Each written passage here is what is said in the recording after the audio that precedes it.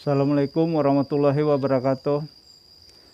Saya akan menceritakan tentang kisah nyata saya dan sekaligus ini sebagai catatan pribadi saya, catatan pribadi dalam hidup saya. Video ini judulnya Kerajaan Goib Paling Besar Ada di Jakarta. Ini sebenarnya kalau untuk orang awam atau orang yang masih terhijab memang tidak melihat. Tapi kalau orang yang sudah tidak terhijab, misalnya seperti Kiai Linui, orang-orang yang diperjalankan Allah, itu akan lihat Jakarta itu sebenarnya kerajaan goib paling besar. Jutaan manusia di Jakarta bisa nggak melihat. Di situ juga padahal banyak kiai-kiai di situ, tapi nggak bisa melihat. Kalau kiai-kiai penceramah mah udah pasti nggak bisa lihat ya. Jadi saya akan menceritakan tentang kerajaan goib paling besar di Jakarta. Jadi kalau kayak semacam Saranjana, Wentira itu mah nggak ada apa-apanya. Kenapa begitu? Nah, ini saya akan menceritakan. Saya ini mendapatkan berkah dari Allah Azza wa Jalla berupa kerajaan goib. Jadi waktu lalu di tahun 2003 saya sempat nyaris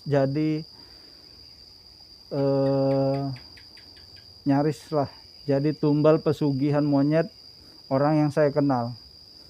Nah, setelah itu selesai, saya ditemui oleh seorang bidadari. Bidadari ini dari langit ketujuh. Dan selanjutnya dalam proses ini saya menikahi. Jadi ini saya cerita singkat aja, menikahi 3 bidadari, 4 jin muslim. Ini semua berkah dari Allah. Yang pertama saya nikahi bidadari. Yang kedua saya nikahi, kalau yang bidadari tadi ini ya dari langit ketujuh, tempatnya itu nggak jauh dari Sidratul Muntaha. Dan yang kedua dari Nusantara ini, putri, seorang putri jin muslim dari Kalimantan.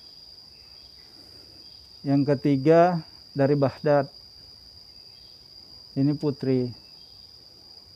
Yang keempat dan kelima sekaligus saya nikahi. Ini cucunya Ratu Balkis. Jadi ada 2 sekaligus waktu itu saya nikahin. Yang ke-6 dan ke-7 ini bidadari. Ini langsung sekaligus saya nikahi. Jadi waktu itu turun dari langit kedua-duanya, dan ini banyak sekali yang melihat dan banyak sekali yang datang. Salah satu yang melihat adalah Nabi Khidir, tapi memang dia tidak mendekat, tapi dari jarak jauh dia melihat. Dari mana kamu tahu? Kan gitu pertanyaannya. Ya, saya disampaikan Allah Azza wa Jalla. Setelah tahunya itu setelah saya mendapatkan risalah wahyu dari Allah, baru kebuka semuanya tentang hidup saya, ya tentang hal-hal yang saya tidak tahu itu jadi tahu semuanya, seperti itu. Jadi di kerajaan ini, di Jakarta ini, Ini kerajaannya ini sangat luas sekali. Jadi ini kos saya, ini kos. Nah ini kerajaannya ini sangat luas. Ya karena kerajaan goib ya tentunya orang-orang Jakarta nggak tahu ya. Coba tahu orang Jakarta. Ya bisa kagum, ya bisa kaget, ya bisa ada yang pingsan kali ya. Karena ngelihatnya itu tadi. Ya kagum karena memang mungkin ya kerajaannya sangat cantik gitu. Dan di situ ada telaganya. Di belakang kerajaan ini ada telaganya. Telaganya itu udah ya sangat cantik lah. Telaganya itu sangat cantik tapi lebih cantik dari surga itu lebih cantik dari ini. Lebih cantik dari telaga ini pastinya. Tapi ini sangat cantik. Bidadari aja ini menyatakan telaganya sangat cantik tapi tidak secantik di surga katanya. Nih yang bilang. Kalau kalian Kiai Linui atau orang yang diperjalankan Allah atau orang yang sudah melihat alam gaib tapi melihat alam gaib itu ya, tapi dari sini ke sana. Tapi kalau di sininya itu berdasarkan jin kafir ya nggak susah nembusnya karena cahayanya terlalu tebal ini. Ini cahayanya terlalu tebal. Ya di sini kenapa cahayanya terlalu tebal? Karena ya ini diselimuti juga oleh malaikat-malaikat. Di sini ini ada bidadari nih. Bidadari. Di sini bidadari ini tadinya pakainya baju putih saja. Pakainya baju putih. Dia pakai cadar. Terus turun malaikat.